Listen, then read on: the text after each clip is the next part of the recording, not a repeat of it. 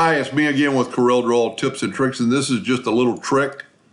Might not be that useful for you, but you might learn how to make a hotkey.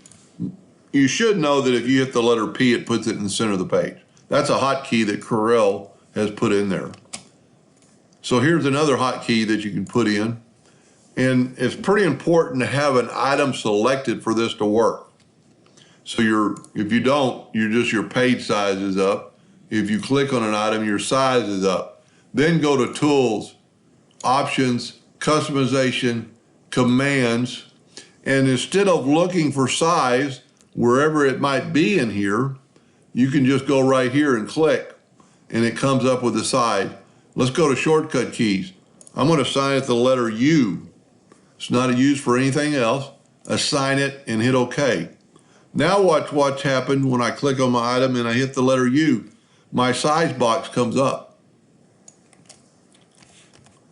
And we can change the size. When you do this, you kind of got to double click on that first, hit the letter U. We're going to try this 4x4. See, it worked just like this, where you only have to put in one number if this is locked. But it doesn't work initially. You have to tell it you either want it locked or unlocked. So it's locked. Hit the letter U, and you've got the size right there in front of you.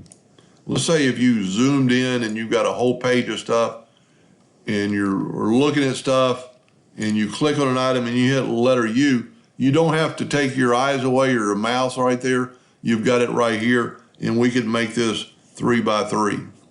Now, if we have this unlocked, we can hit the letter U. And of course, you wouldn't want to do this, but we could make an oval because it's 3x2.